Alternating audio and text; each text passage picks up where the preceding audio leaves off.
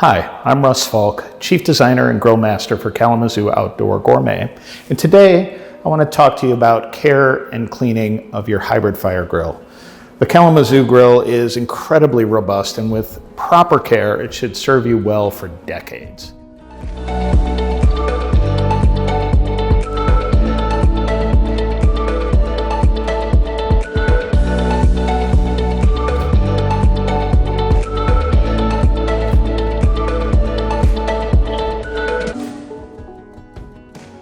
The most important tip I want to share for you today, I'm going to start off with right off the bat, and that is after you're done cooking, each time, turn all three of your main burners to high and close your lid. Run the grill that way for at least 10 to 15 minutes. If you've had a particularly messy cooking session, I'd suggest running it even longer. The grill will run 750 degrees air temperature with just those main burners, so you're up in the same temperature range as your self-cleaning oven indoors. That means pyrolytic cleaning. It's going to burn off all the grease and moisture from inside, and that's great for your grill. What pyrolytic cleaning won't do is remove ash or debris. You want to make sure that neither of these are building up on your burners, so you need to clean the burners and the inside of the firebox periodically. How frequently you need to clean your burners depends on your cooking habits. At a minimum, I suggest cleaning them thoroughly twice a year, but if you're frequently using charcoal and wood, you'll need to brush them down more often.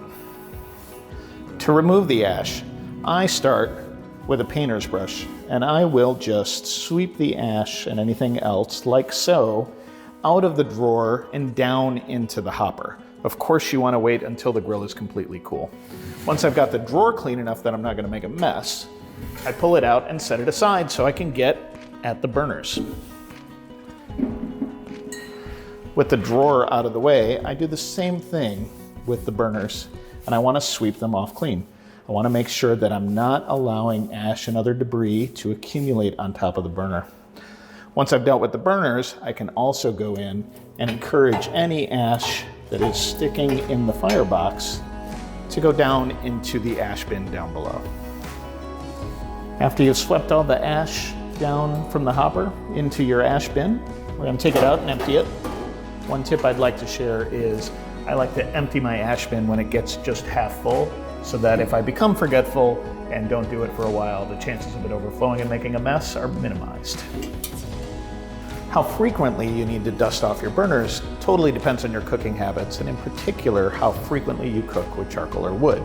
I very much encourage you to do so, and now is a good time to bring up the benefit of using natural lump charcoal. Not only is it a more pure product, I think, it gets a little bit more intense heat, which I like, and most importantly for today's topic, it produces a lot less ash than conventional charcoal briquettes, and that means less cleanup for you. In addition to brushing off my burners and keeping them clean in that regard, I do recommend at least once a year, if not twice, removing the burners entirely for a thorough brush down with a wire brush and a close inspection for safety. I personally do this about 4 times a year, and if you're cooking with a lot of sauces, marinades, things like that are going to drip down and burn on the burners, and if you use wood and charcoal a lot, I would encourage you to do this frequently. To remove your burners, you may first have to take out the retaining pins, which you do by reaching underneath the bracket and sliding them to the back.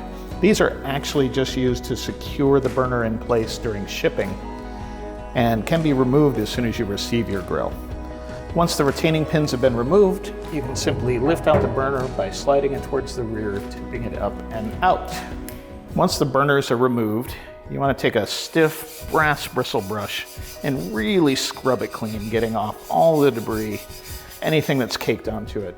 You want to get it all over the top, but then even more importantly, we want to get the underside around all these ports really nice and clean, again, all the way around. Then you want to inspect the ports and make sure that none of them are blocked or clogging up and reducing in size. And any that are, you want to use a number 46 drill bit, just with your fingers, not with a power drill, not even with a hand crank drill. And take that number 46 bit and just run it through any ports that need opening. With the burners all cleaned up, we want to take a flashlight and check down the venturi And make sure that we don't have any spider nests or anything else building up in there. You want to make sure that's nice and clean and not clogged up. With all of your burners cleaned and inspected, it's time to reinstall each one. They go in as easily as they came out. You want to slide the end of the venturi through the opening and over the orifice that's mounted on the valve. And then the posts on the bottom of the burner will drop back into those brackets. You know you've got it located correctly when the posts drop in and when you can't lift up on the front of the burner because it's seated over the orifice. As I mentioned before, you do not need to reinstall the retaining pins. I've removed the control panel so you can see how the end of the venturi sits over the orifice mounted to the end of this valve here. You don't need to remove your control panel. This is just so you get a clear look at it. Your infrared rotisserie burner can also get clogged from time to time, especially if, like me, you use your rotisserie frequently without actually using this burner. I like to do it with a wood fire down below. To clean the burner, I'll typically just fire it up and let it run for about 30 minutes. Once it's burning with a nice clean flame, you're done. The one thing to note is if you've particularly clogged it up over here by the igniter, you might have to use a lighter wand to light it manually from this side. It can be hard sometimes to see the flame on your rotisserie burner, especially in direct sunlight. If that's the case, you'll want to close the door to shelter it, shade it, and then you can see if it's burning evenly or not. Once it's burning evenly and clean, you should see the burner has returned to more of a natural ceramic color and you can turn it off. So with a little care and maintenance, your Kalamazoo grill is going to last you a lifetime. Make sure you run those burners for 10 to 15 minutes on high after every cook to burn off the grease and keep things nice and dry inside. Don't let too much ash or other debris build up on top of your burners or inside your hopper. And then make sure you remove your burners for a thorough cleaning and inspection once or twice a year. All of us at Kalamazoo want to make sure you're getting the most enjoyment out of your hybrid fire grill, so please call us or email anytime you have questions.